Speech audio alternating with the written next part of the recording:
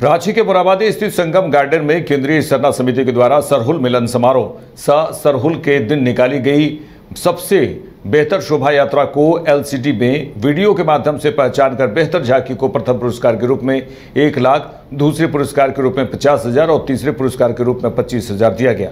इस अवसर पर सांस्कृतिक कार्यक्रम का भी आयोजन किया गया, जिसमें झारखंडी गीतों पर लोग जमकर झूमे। यही कह सकता हूं कि सरहुल में एक नई और सांस्कृतिक शुरुआत हो रही है। आपस में लोगों के बीच में खूबसूरत करें, एक से एक बड़ा झांकी निकालें और सबसे ज़्यादा देखिए कि जो देश के मूलभूत समस्या जिससे आदिवासी समाज जो है वो सबसे ज़्यादा प्रभावित है, उससे जुड़ा हुआ ये झांकी लेकर के लोग उसी नाच और गान के परंपरा में निकले हैं। दुर्भाग्य से एक और भी घटना हो गई कि वो बुढ़मू में एक एक्सीडेंट हो गया जिसमें 20-25 लोग घायल हुए और 3 लोगों की मृत्यु भी हो गई उसमें। तो गम और खुशी के बीच में जो प्रकृति का ये पर्व है, काश 365 दिन होता और देश के हर व्यक्ति इसको मनाता, तो आज हम जो तनाव से गुजर रहे हैं कि दिल्ली का हवा खराब हो जा रहा है, लोग जी नहीं पा रहे हैं, इससे मुक्ति मिलती। क्योंकि दिल्ली में सारे पेड़ों को काट दिया। अगर सीखना है तो गले से जो पेड़ों को लगा के पूजा करते हैं वो झारखंड के आदिवासी समाज से सीखना चाहिए।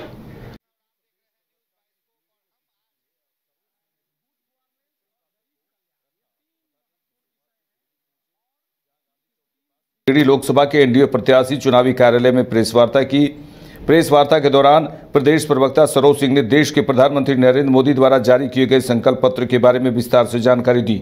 इस दौरान उन्होंने कहा कि देश की जनता से राय लेकर ही संकल्प पत्र तैयार किया गया है और यह संकल्प ही मोदी की गारंटी है। गुड गवर्नेंस और गरीब कल्याण, ये 3 महत्वपूर्ण विषय हैं और कि इस 3 विषय को लेकर के यह संकल्प पत्र पूरा है।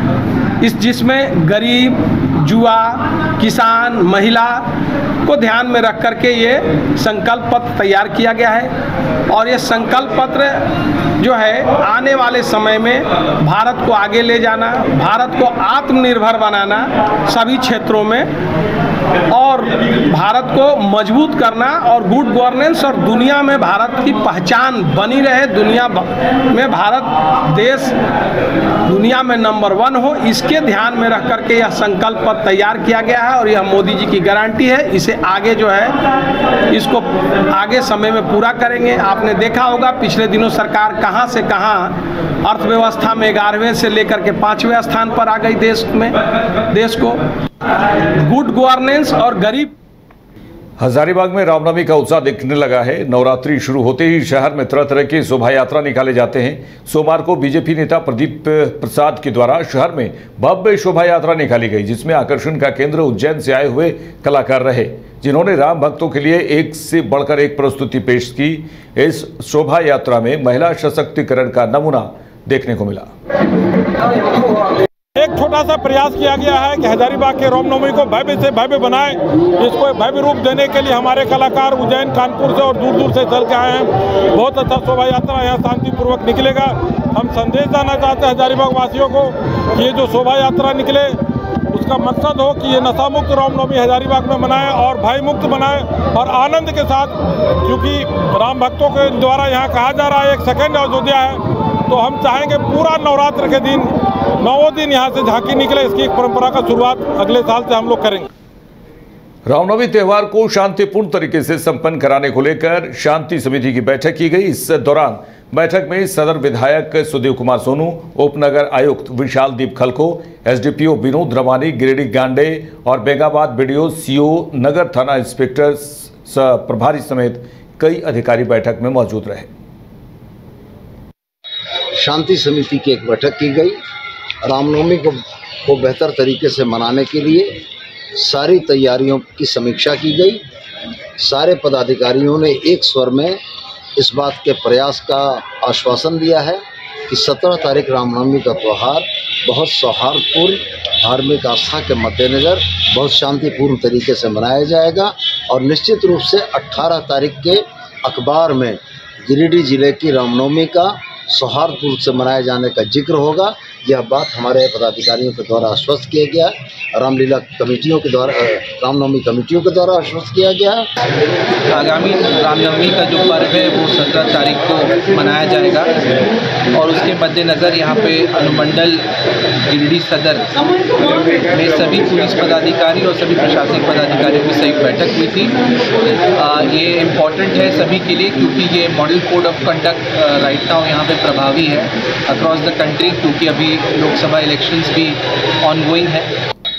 रामनवमी त्यौहार को शांतिपूर्ण तरीके से संपन्न कराने को लेकर शांति समिति की बैठक की गई। इस दौरान बैठक में सदर विधायक सुदेव कुमार सोनू, उपनगर आयुक्त विशाल दीप खलको, एसडीपीओ विनोद रवानी, गिरिडीह गांडे और बेगाबाद बीडीओ, सीओ, नगर थाना इंस्पेक्टर प्रभारी समेत कई अधिकारी बैठक में मौजूद रहे। शांति समिति की एक बैठक की गई।